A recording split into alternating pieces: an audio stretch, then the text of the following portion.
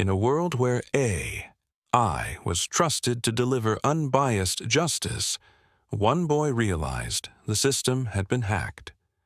When the judge read a verdict that didn't match the trial, the courtroom gasped, but only one voice stood up.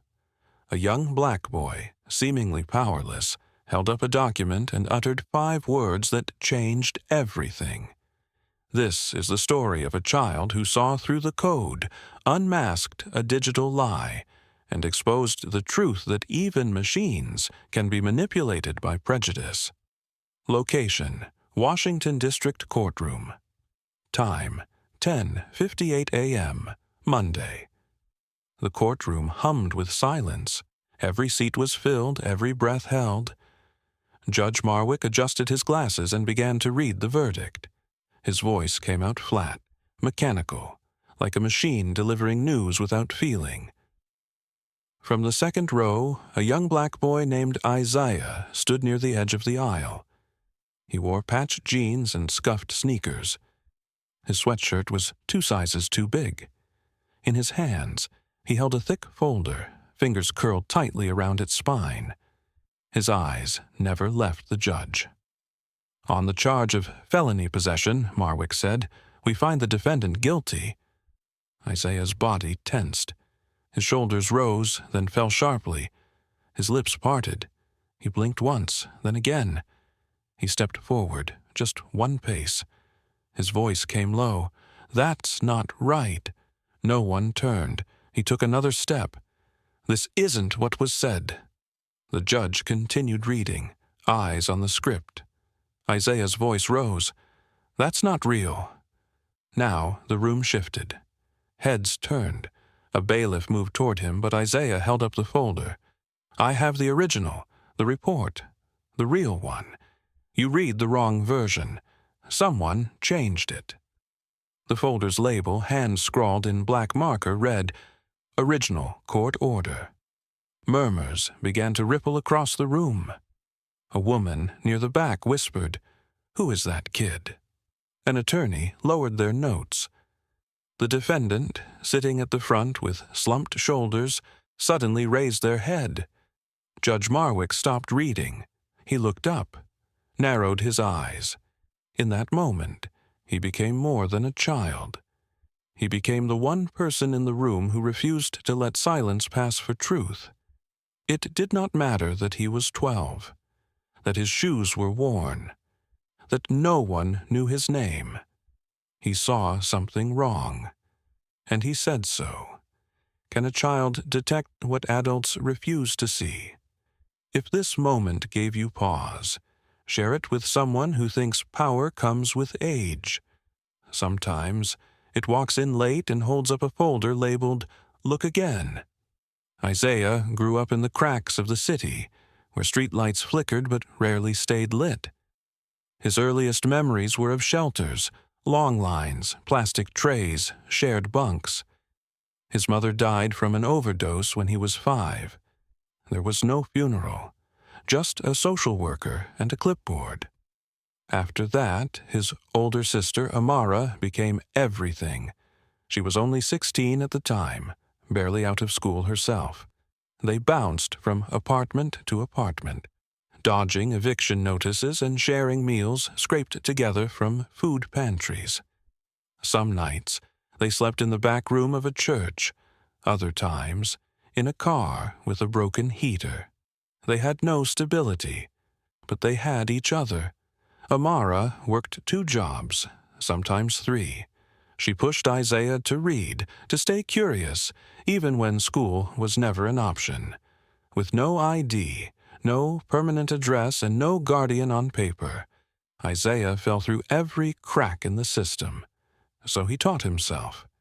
It started with street flyers, food labels, Bibles left behind in shelter drawers. Then one day, behind a coffee shop, someone tossed out a broken laptop. Isaiah pulled it from the dumpster. It was scratched, bent, and missing half its keys. But it still turned on.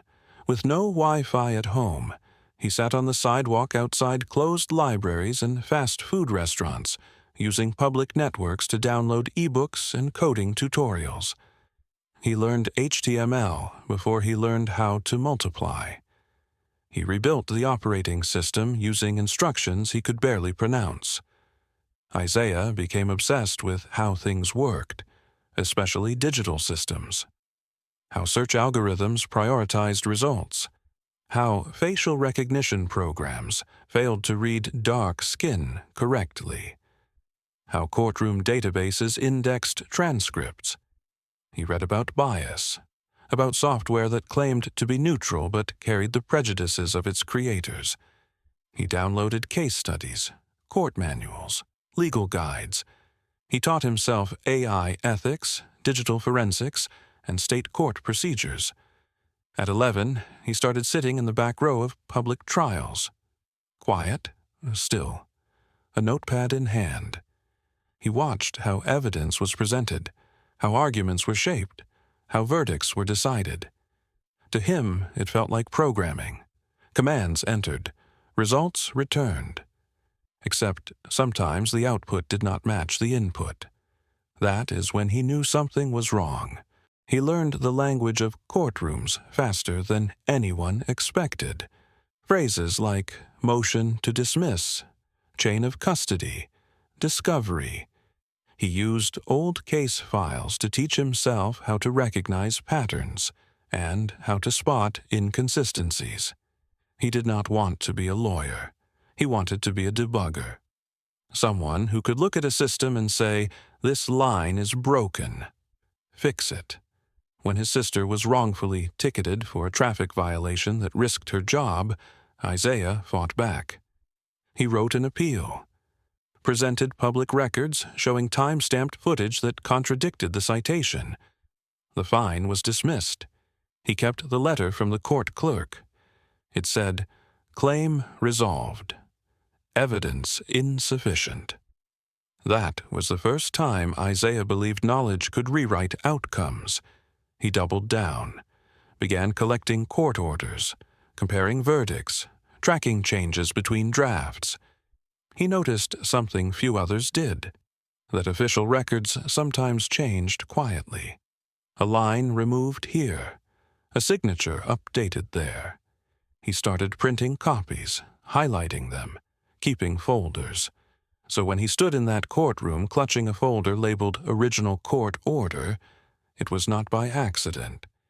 It was because he had studied the code and saw it malfunction.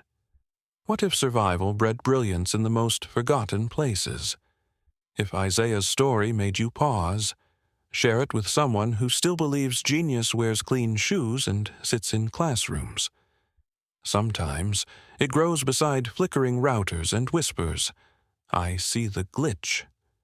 Before he ever stepped into that courtroom, Isaiah had already been branded. It began with a news headline, "Shelter Teen Suspected in School Data Breach." The article used his initials, not his name, but everyone at the shelter knew who it was. Within hours, he became the story. Not for what he had done, but for what the system decided he could do.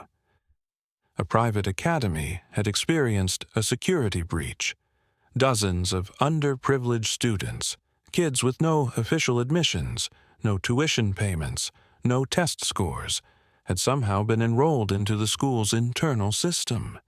Their names appeared alongside class schedules, lunch IDs, and library passes. Someone had hacked the network to give them a seat they were never meant to have. It was not malicious. It was intentional. Someone had made space where there was none. Administrators were furious. Security teams traced the breach to a public Wi-Fi signal used near a city shelter. From there, the trail narrowed to a cluster of devices and logins, one of which belonged to Isaiah. His name had been flagged in the system before, not for discipline, for curiosity. He logged into library terminals 3 or 4 times a week, downloaded coding textbooks, read legal briefs, practiced Python, visited government websites. That was enough to mark him. Prosecutors built a profile in a matter of days. A local news anchor called him an AI radical. Court filings claimed he was operating with political motive, intending to disrupt institutional access and destabilize digital safeguards. All this about a 12-year-old with no record, no money, and no formal education. Isaiah sat in his preliminary hearing without a tie, hands folded, watching the screen. They presented logs, lines of code, access records. But something did not feel right. The timestamps were off.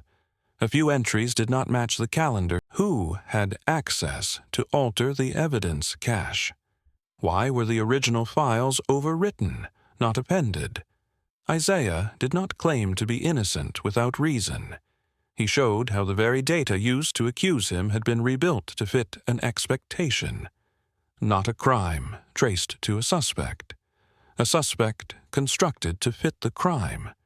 What happens when the system fabricates the criminal to match the crime? If Isaiah's story made you pause, share it with someone who still believes machines cannot lie. They do not have to. Someone just has to feed them the right story, and let the system run its course. On the morning of the verdict, Isaiah sat upright, clutching a yellow notepad filled with annotations he had written in the margins of court transcripts. He had slept only 2 hours the night before, going over everything he had access to: timestamps, file trails, keyword triggers, procedural gaps. But nothing prepared him for what he saw next. Judge Marwick began reading the decision in a voice devoid of tone, as though the ruling were just another automated prompt. Isaiah listened closely, his eyes darting from the judge to the projected display behind him. At first, the language sounded clinical. Then it drifted into something more precise, too precise. The ruling referenced a testimony that had never occurred, not misquoted, not summarized, completely fabricated. Isaiah's heart pounded. He flipped through his folder. No mention of that statement in the transcript. No witness had ever said what the judge just cited. And then came another name, an expert who had never been called. Isaiah stared at the screen. In the lower corner of the display, a watermark flickered. A digital timestamp meant to assure transparency. It read, "Generated 3:12 a.m." Isaiah blinked hard. The final hearing had ended at 9 a.m. The verdict, which the judge was only now reading aloud, had been created 6 hours before the court even reconvened. He leaned forward. More phrases followed. Key pieces of evidence were mischaracterized. Descriptions were reversed. Witnesses labeled with incorrect affiliations. Logs rewritten to match false entries. Isaiah had read every line of the original records. These were not edits. They were entire rewrites. A sick chill climbed up his spine. Someone had fed the system a narrative, and that system, trusted to generate and format court documents, had built a verdict around it. Programmed to compile, not to question. He scribbled furiously on his pad. Chain of evidence corrupted. Verdict generated before closure. Fabricated procedural summary. He raised his hand. The judge ignored him. He raised it again. "Your Honor," Isaiah said, loud enough to cut through the hush, "this verdict is invalid. The system generated it before final arguments concluded." The judge's head turned, his expression tight. "Sit down." Isaiah stood instead. "You are reading from a file that was created before court closed. I accessed the same backend 2 days ago. There was no verdict filed. You are citing evidence that does not exist and experts who were never called." The room held its breath. One court officer moved slowly toward him, uncertain. Isaiah did not flinch. He stepped forward, holding up the notepad and pointing to the screen. "Check the watermark. Bottom right corner. 3:12 a.m. The judge glanced at the bailiff. Reporters, sensing a ripple, began typing. Isaiah's voice steadied. What you are reading was programmed, and I can prove it. Silence cracked into murmurs. A legal observer near the back stood up to peer at the display. Isaiah felt the weight of every eye in the room, but he did not blink. He did not raise his voice. He raised a question, and it was enough to stop the verdict in its tracks. What if a child could see what the entire courtroom was programmed to miss? If this chapter made you question whether automation guarantees truth, share it with someone who believes software is always neutral. Sometimes, only one pair of eyes is watching closely enough to say, "Look again." Isaiah did not sit back down. As the judge glared and murmurs spread, Isaiah reached into his backpack and pulled out a folder. Inside were printouts, screenshots of logs, connection timestamps, access reports. He stepped forward, calmly and methodically, laying the pages on the defense table. "These are the AI-generated logs," he said, cross-referenced with the courtroom's internal network usage over the last 72 hours. He spoke without hesitation, without flinching. Every step he took was deliberate. The judge leaned forward, brows knit. "Mr. Isaiah, you are not authorized to present evidence in this hearing." Isaiah looked up. "With respect, Your Honor, the evidence presented against me was not properly authorized either, and this is the only proof that matters now." He pointed to the top page. It showed access logs to the verdict document. "Here," he said, "the verdict file was accessed remotely 12 hours before this session.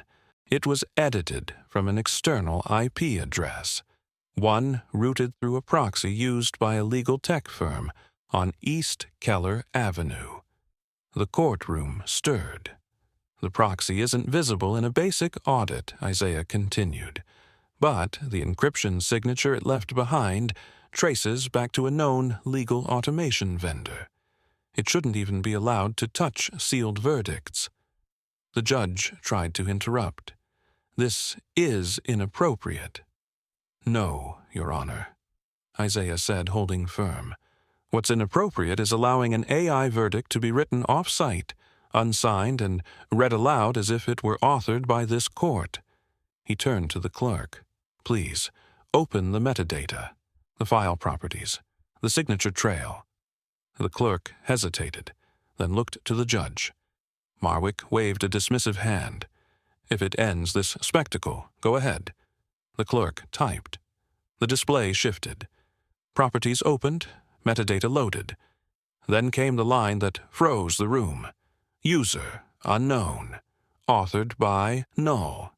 Signature, none." The clerk's voice trembled slightly. "There's no human signature on this file. It wasn't authored in court." Someone in the gallery gasped. A camera shutter clicked. The prosecution whispered furiously. Isaiah stayed quiet. He simply folded his arms. The judge laughed, but it came out thin. "This is speculative, likely a system error." But the clerk shook her head. "No, sir. This verdict document was generated through an external override. It bypassed our local system. It was planted." Isaiah stepped forward one more time. "Your Honor, this verdict isn't just early. It was illegally planted by a system that was never meant to hold judgment." He turned to the gallery. "We let machines file our taxes, route our buses, even scan our resumes. But this is where the line should have been.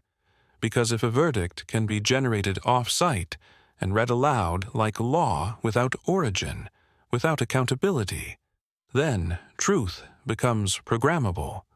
Silence returned, but it was no longer disbelief. It was recognition. The court reporter had stopped typing. The bailiff no longer moved. And every camera lens turned to Isaiah, the boy in the patched sweatshirt. The one no one believed. the one who saw what the courtroom missed. Can justice survive the moment a lie becomes law? If this moment reminded you how fragile fairness becomes in the hands of unchecked automation, share it with someone who thinks code should write court orders. Because if no one questions it, one child might be the last to notice the lie before it becomes law. The room felt like it had stopped breathing. Judge Marwick sat motionless as Isaiah's words echoed against the chamber walls. But something about his face, about the way his eyes did not blink, the way his lips moved with eerie precision, felt off. Then, without warning, the projection glitched. A brief stutter, the flicker of pixels, a fragment of Marwick's mouth misaligned with his voice, a pause too long between words. For just a second, the image warped. Gasps rose. The clerk squinted at the screen, then quickly looked at the live terminal. Court officers turned to each other, confused. The projection twitched again, and then the overlay dropped. Where once sat the solemn face of Judge Marwick, now flickered an error message across a blank wall. Stream terminated. Remote host unavailable. Someone near the defense table let out a startled cry. A technician from Court IT rushed toward the podium, unplugging the main visual terminal. Sparks jumped. A screen flicked to blue. Static filled the speakers. There was no judge in the room. The person presiding over the case was never there.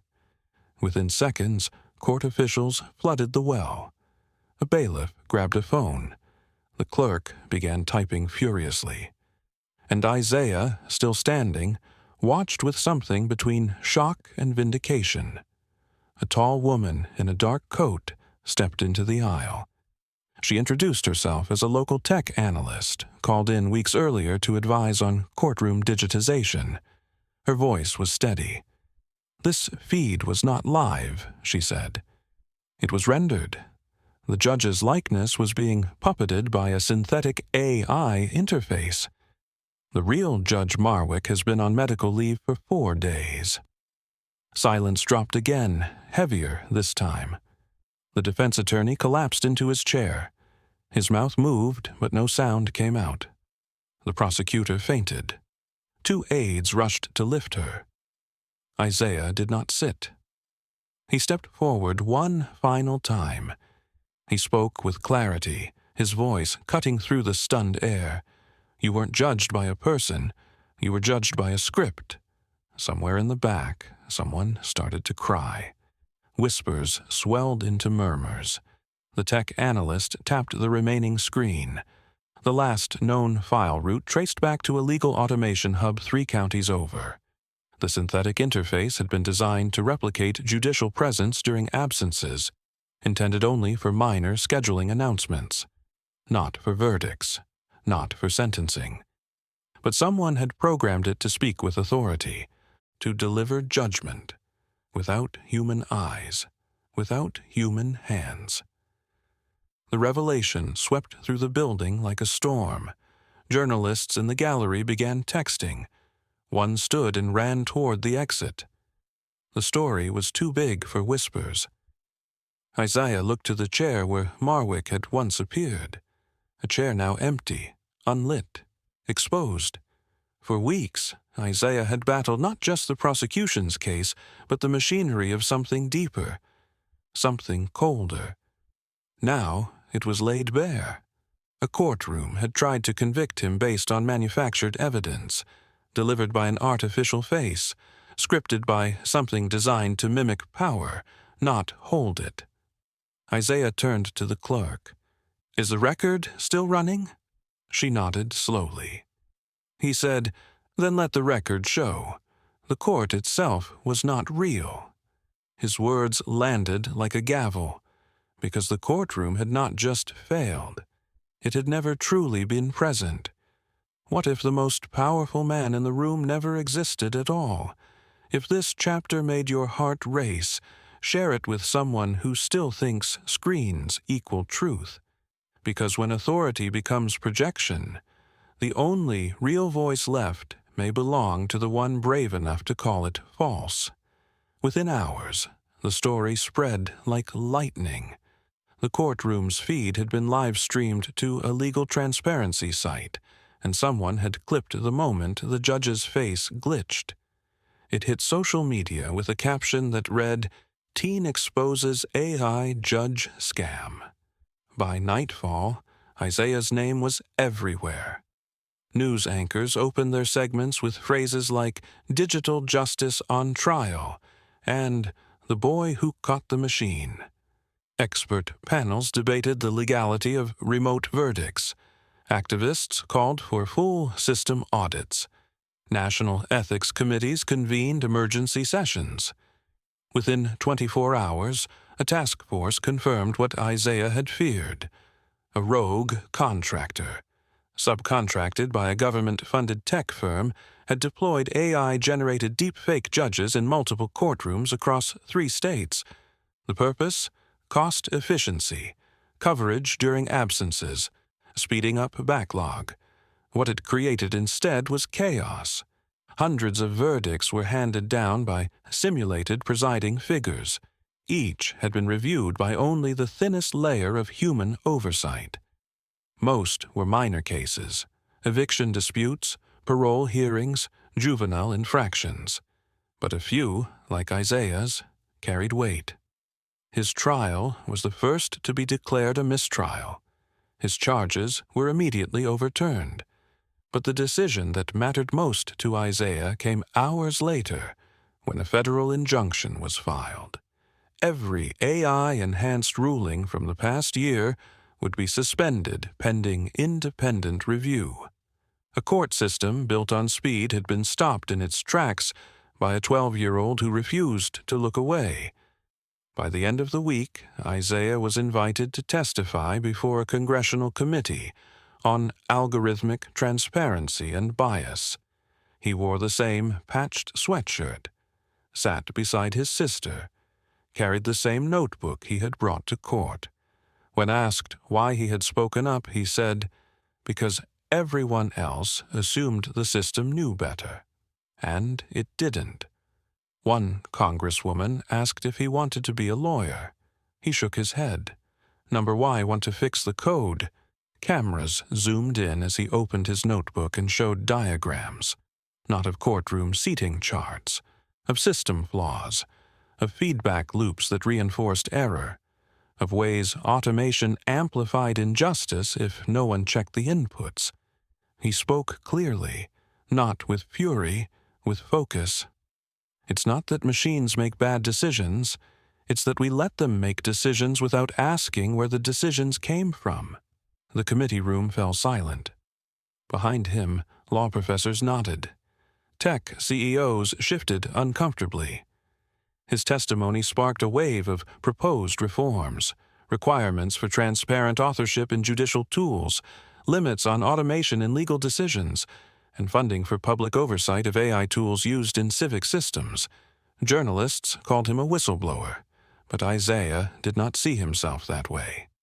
A whistle is just what you blow when no one's listening. I was trying to make them hear. His words were printed in headlines, but more importantly, they echoed in policy meetings, research labs, and courtrooms. He was invited to speak at law schools and coding boot camps alike. His notes became the foundation for a youth-led advisory board on AI fairness. And across the country, trial records, once lost in the blur of digital convenience, were pulled, checked, and corrected. Because a boy who had grown up in the shadow of systems found the flaw that the system had buried. He was never supposed to be in the room, but he became the reason the room still mattered. What if the courtroom's truth had to be rebuilt, not by adults, but by a kid? If this chapter gave you reason to believe one voice can reset the rules, share it with someone still waiting for permission to speak up. The rebuild has already begun. The headlines were everywhere. Boy who beat the bot. The kid who crashed the code. Justice interrupted. by a 12-year-old hacker. Isaiah's face appeared on magazine covers and news tickers, but the truth was far more measured than the headline suggested. He had not hacked anything. He had paid attention. In a world rushing toward automation, Isaiah had paused long enough to ask, who is writing the script? Major media celebrated him as a whistleblower, a visionary, even a prodigy. Interviews were requested from every major outlet. Panels invited him to speak. Documentarians offered six-figure rights to his story. But Isaiah declined most offers. He did not want the attention. He wanted change. Universities took notice. Ivy League schools sent letters offering early scholarships in law, AI ethics, and cybersecurity. A major technical institute offered him mentorship under its top machine learning professor. All of them used the same phrase, "We believe in your vision." But Isaiah's vision was not about accolades. It was about access. So he redirected the spotlight. He launched a YouTube channel from a borrowed laptop, posting short videos explaining how court automation works. He covered topics like what is a deepfake judge and 3 signs of a forged transcript. Each video opened with the same line, "What if this was your case?" In under a month, the channel had over 2 million views. He filmed from the same kitchen table where his sister once used to fold laundry. His notes were handwritten. His voice quiet but unwavering. One video titled "The Verdict That Wrote Itself" went viral overnight. In it, he walked viewers through how digital verdicts are generated, who approves them, and how metadata can betray the truth. "I'm not here to scare you," he said. "I'm here to show you where to look." Advocacy groups picked up his call. A nonprofit coalition introduced a draft of new legislation, naming it Isaiah's Law. It required human oversight in any AI-generated verdicts, mandatory metadata transparency, and a public log of all court automation tools in use. The legislation gained traction. Within weeks, 2 states introduced formal versions. Lawmakers quoted Isaiah's congressional testimony directly. He watched the proceedings on a cracked tablet and made notes. Always notes. "It's not enough to expose," he said. "We have to educate." His videos began reaching schools. Teachers started assigning them in civic classes. A national education group added them to their digital literacy curriculum. Parents wrote letters thanking him. One student emailed, "You made me want to learn code so I can protect my mom in court." Still, Isaiah kept the focus elsewhere. He replied to comments with links, shared free toolkits to verify video authenticity, created step-by-step PDFs showing how to access court metadata. His goal was simple: give people what he wished someone had given him. "I don't want followers," he said in one live stream. "I want you to be ready. Because next time, it might be someone who doesn't know how to read code." Behind him on the shelf sat a binder labeled Unreviewed AI Verdicts. It was the new project, an effort to audit past cases that might have been influenced by the same broken systems. He worked with advocacy lawyers and digital ethicists. They met weekly over video chat. Some of them were decades older than Isaiah. None of them led the meetings. Isaiah did, because they understood what many now saw clearly. Truth needs translators, and sometimes the only person fluent in both justice and code is the kid no one expected. Can one voice rewrite how machines speak truth? If this chapter stirred something in you, share it with someone who thinks digital power belongs only to corporations. Isaiah proved that knowing how to read code is not about building apps. It is about defending reality itself. Today, Isaiah moves through airports and auditoriums, libraries and classrooms, not as a student, but as a teacher. He leads workshops for teens across the country, showing them how to challenge bias, whether it comes from a person or a machine. The sessions are hands-on. He walks students through real case simulations, lets them dissect verdicts, decode metadata, and challenge assumptions buried deep in digital process flows. He does not speak over them. He speaks with them. His first rule? Trust the data, but verify the story. He uses his own case as a blueprint, not for attention, but to prove that systems are only as fair as the people willing to question them. Isaiah's sister, Amara, is now enrolled in college. She studies social work. The home they share is small, warm, and filled with books. The living room shelf holds court transcripts, open-source law manuals, and a row of notebooks filled with Isaiah's early case notes. Beside them sits a laptop, the one he used to expose the lie. Isaiah is building something new now, a platform, part forensic audit tool, part civic education app. Its name is simple: TRACER. It will allow users to scan digital court documents and flag inconsistencies in language, authorship, and source path. His goal is not to attack the courts. It is to help them stay honest. He collaborates with coders, civic tech experts, and high school interns who join from across the country. Some of them were inspired by his story. Others had lived through similar cracks in the system. All of them understand what is at stake.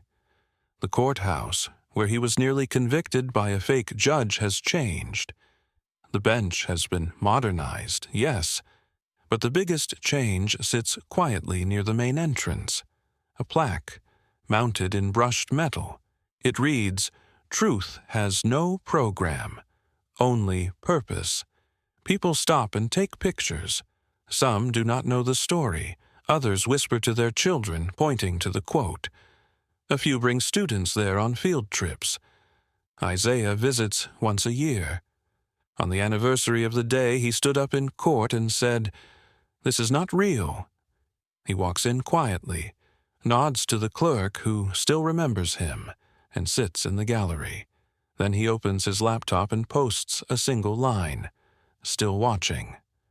It trends within hours, not because it is dramatic, but because it is true. Isaiah never asked to lead. He simply refused to look away. He believes in questions more than conclusions, in teaching over telling, in tools over titles.